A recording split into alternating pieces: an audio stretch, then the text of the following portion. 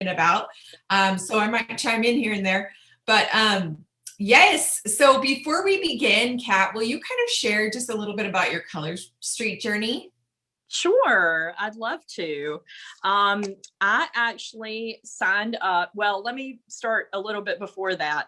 I was friends with Trinity Hansen, who is my upline, Love and her. I know, I love her too. We had actually been in another direct sales company together. So I knew her through that direct sales company. And when she joined Color Street, I was obsessed with her post. I followed her. I never commented, never anything, because I wasn't a nail person. I was a lifelong nail biter that nothing had ever worked for me to stop biting my nails. So like this was a product I was like, it's no use to me, but for some reason I was obsessed with her posting about it. So I love that you just said I wasn't a nails person, and yet here you are. I know, isn't that so funny? I mean, it's so funny when people say to me like, oh, I don't do my nails. I'm like, neither did I. And you're about to become obsessed like I am. But about mid-January, she joined mid-December. About mid-January, I messaged her. I said, I'd like to place an order. I hadn't tried a sample or anything. Placed a buy three, get one.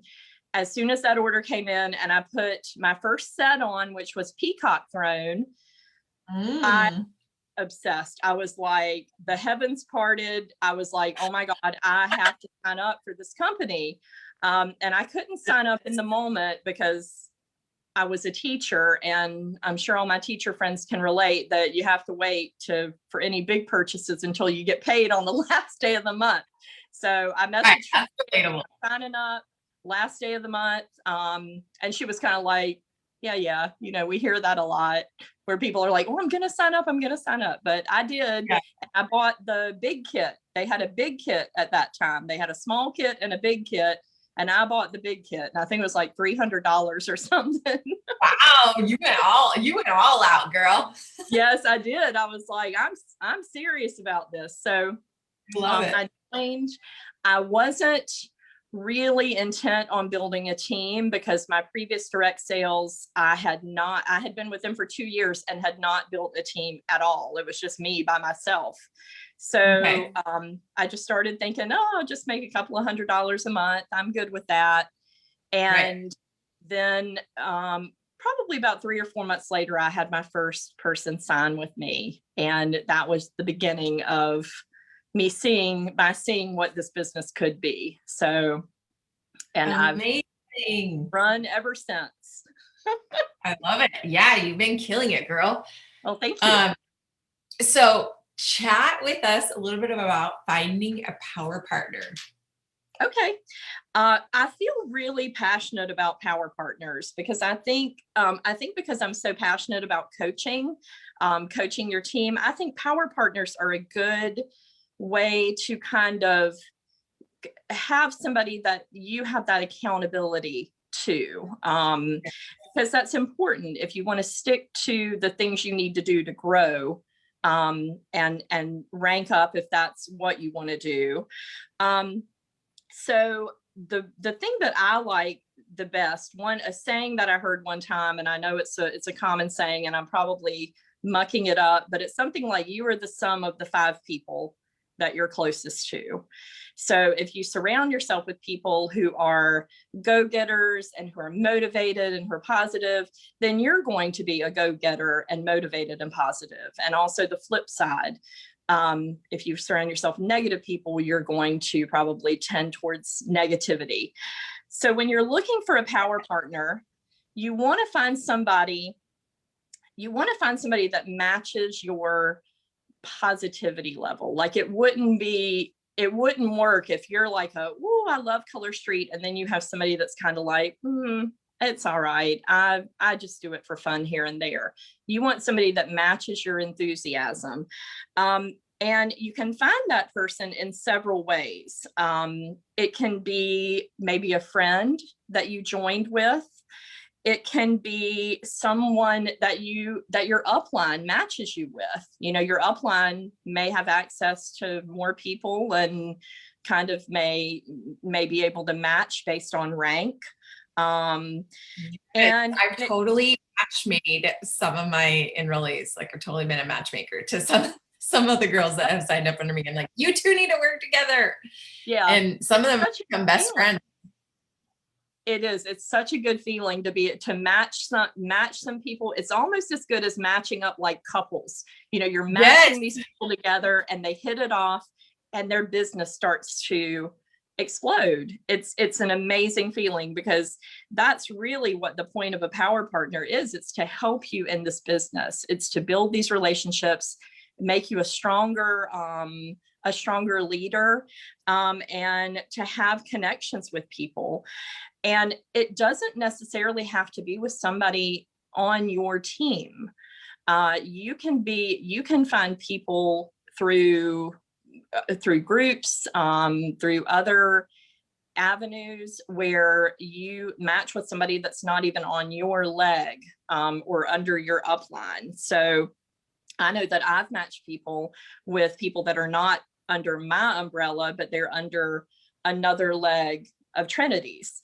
So it doesn't have to be somebody that's on your direct, in your direct lineage, which is exciting. Yeah. They could just be in Team Nailed It, Exactly. I mean, exactly. There are lots of places you could even meet people in the official Color Street Stylist group, Team Nailed It, any of these places, and form a connection and go from there. You do want them to, I like to match people based on rank, but sometimes you might get somebody that's like a senior stylist match with somebody that's a team leader. Maybe it's a new team leader and almost a team leader senior stylist. But as long as their motivation matches and they're kind of doing the same activities, that to me is a good match.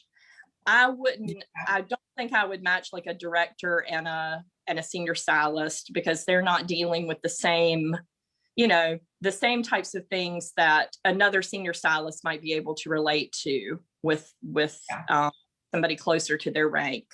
So, and you want them also to be motivated. You want them to want to grow at the same pace you do. Like I said earlier, it's one thing for somebody to say, well, I just am doing it for fun. I just want to have a couple of nail parties here and there.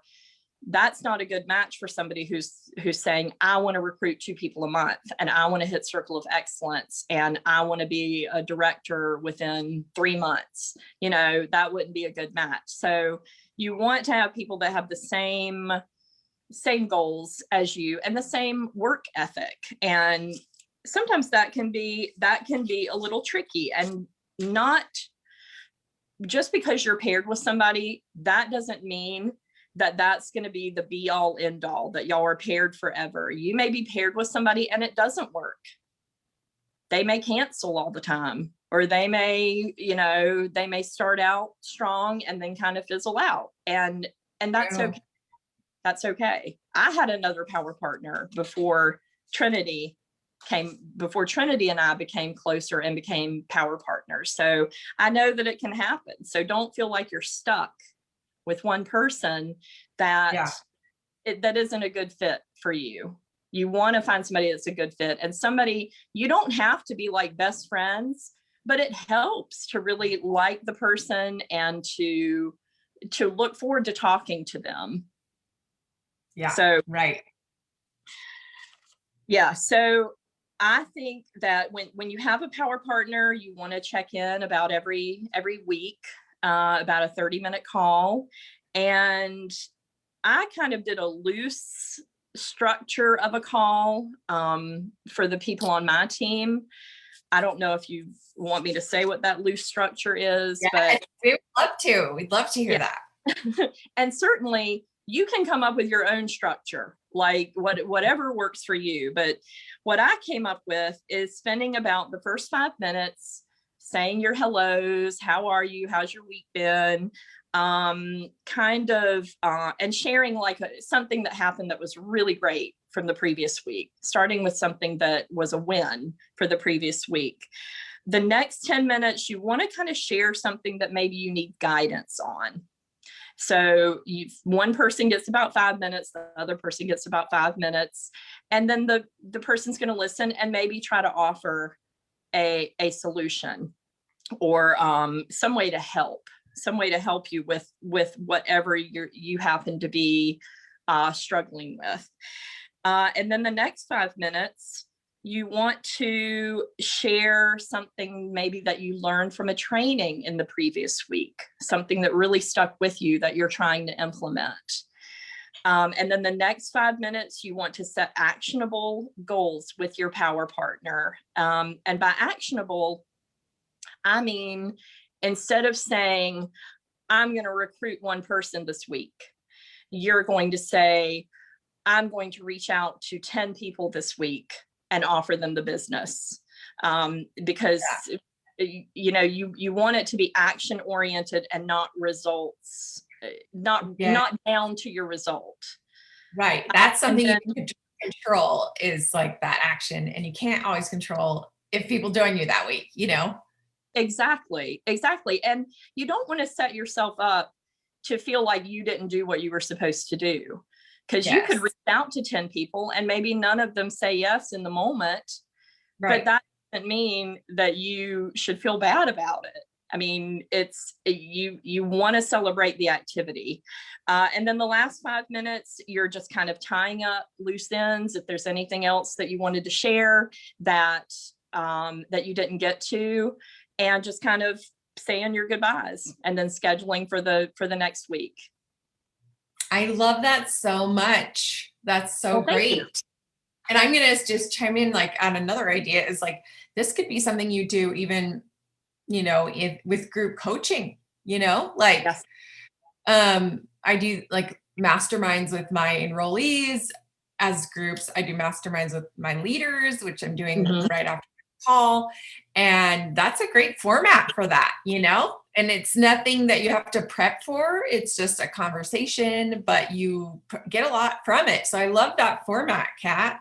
Well, thank you. Well, I'm very big into coaching. So some of these things it is tied into coaching and how coaching works. And I coaching, and I imagine the same is true of power partners. You're more likely to stick with the business if you have a power partner. You're more likely to have success when you're accountable. So, and you have somebody to work alongside.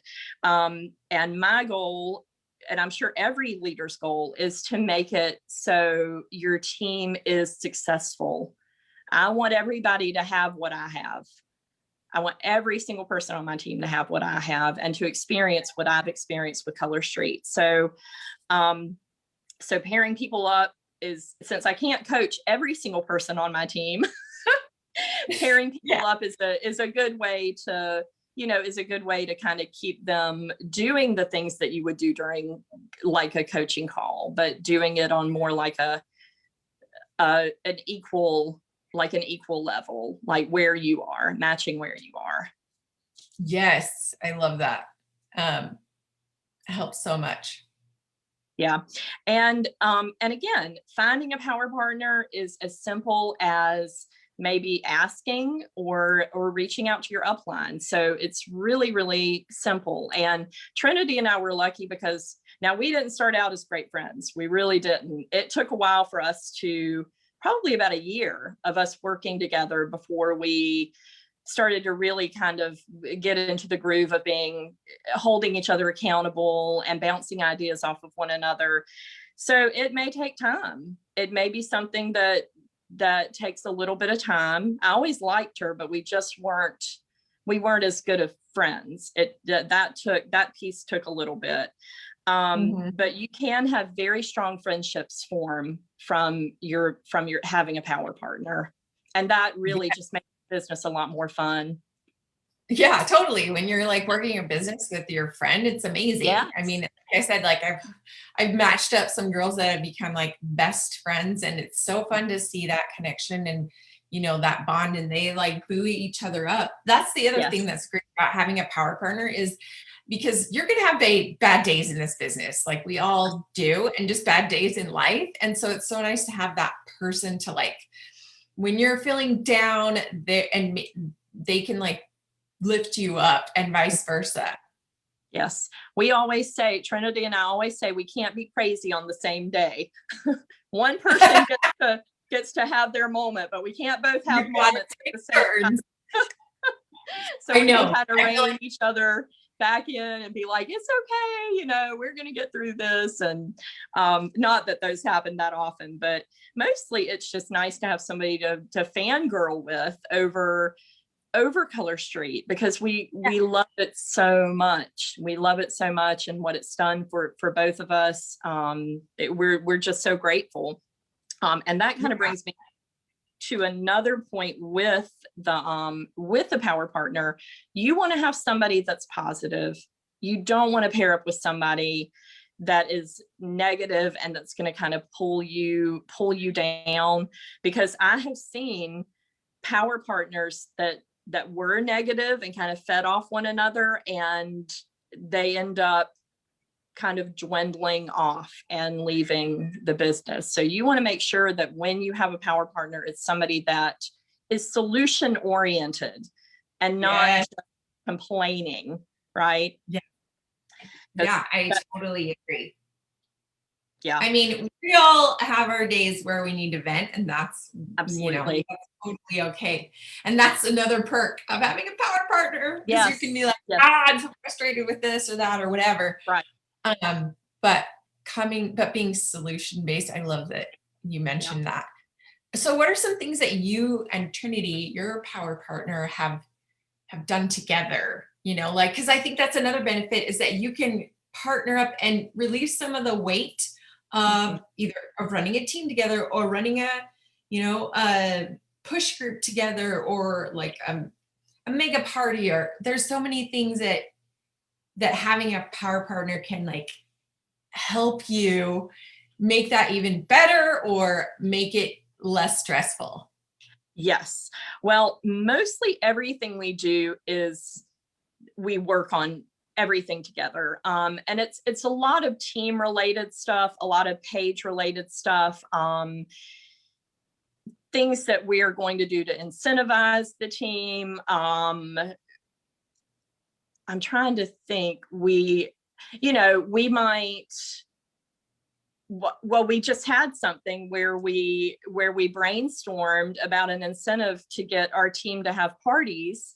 And we came up with having the reward be a 10-minute call with a senior executive or above. That's not Trinity or me. So it's somebody new. It's like, other people in the business that our team looks up to. So it's just things like that, kind of thinking outside the box and working on ways to help our team and make it better. We definitely still hold each other accountable with our own business. We set goals for ourselves. She just said to me the other night, she goes, okay, let's schedule 3 parties tomorrow. By the end of tomorrow, let's have 3 parties scheduled. So we do set those goals for each other and check in with each other. And we actually talk daily. We talk daily. And again, that doesn't mean if you have a power partner that you have to talk daily, but we do, because we've developed that friendship, and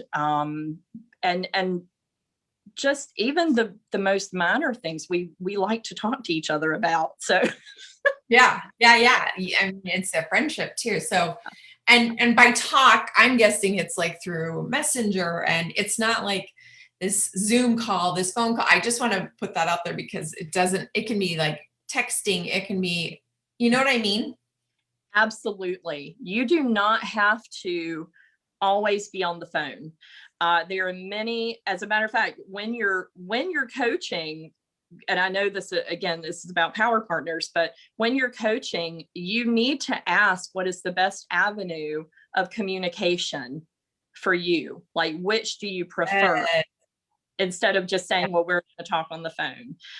So with power partners, it's kind of the same thing. You want to make sure that you're communicating through the best avenue. I happen to believe, for me, that being on the phone is the best avenue, because you can hear intonations, you can hear, I don't know, it's more, to me, it's easier for me to hear what people are saying and to understand and kind of glean from that. Maybe they weren't clear, and maybe I can glean from the tone of their voice what they were trying to say. But certainly, if that is not your jam, if you are busy and you just want to text each other and check in and say, here are my goals for the week, and then check in the next week and say, hey, did you get your goals done? That is completely up to you. However you structure this partnership is completely up to you and what works for you. Yeah. And I've noticed that a lot of like top leaders have a power partner. Like this is, I talked about this before, success leaves clues, and this is just a pattern I've noticed with a lot of top leaders is they have a power partner. So I think that has helped them, that accountability, that community, that connection has helped them, reach a lot of their goals and become more successful. So I think having a power partner is huge. And like I had one even in my previous direct sales company, and it wasn't like you mentioned, she wasn't even on the same team. We were on totally different teams with totally different leaders, like not even in the same like umbrella team. It was like totally different, like top leaders were above us. And that was kind of cool because we could like, compare notes and be like, oh, well, my leader's, doing this and sharing this and teaching this, what's yours teaching? And it was kind of cool to like come up with ideas based on the different approaches. So there's no right way to, there's no wrong or right way to do this. And one more thing I want to mention before we wrap it up is that, and you kind of said this, is that, maybe give yourself a trial period. Like when you're looking for an accountability partner, once you find them, say, hey, let's try this for a week or a month and see how it goes. Like, see if this is a good fit. That way you're kind of like not putting so much pressure on the partnership, so that it's just like, it's like, hey, we're just going to try it and see how it goes for a month. And then we'll evaluate from there. I love that. I love that idea about the trial period. And I think too, when I match people, I always check in. I check in with them to see how it's going. Just in case there's something that needs to be fixed. The latest people that I matched up, this is when I came up with kind of the outline of what the call should look like, because they both said we need help, we need structure. So yeah, I'm glad that I checked in with them, and that they feel free to check in with me, because that's something that was necessary for them to continue with their coaching calls. So, I mean, with their power partner, with having their power partner. But it's such a good structure. I'm so glad you shared that. I took notes on that as well. And so we're going to wrap it up, but this has been amazing, Kat. And I hope this has inspired all of you watching to get yourself an accountability partner, power partner, whatever you want to call it, because it's going to boost your business and just boost your life in general. So use these tips Kat shared with us. And I'm going to post in our team a thread just asking if anyone's looking, and you can kind of like look through the comments and see if there's someone that, has some commonalities with you, and maybe find one there. So we'll do that. And thanks again, Kat. I appreciate your time and your thoughts today. That's great. Thank you so much, Kelly. It was an honor. Thank you so much for asking me. I really appreciate it. Thank you. And thanks everyone for joining us. We'll see you next week. Bye.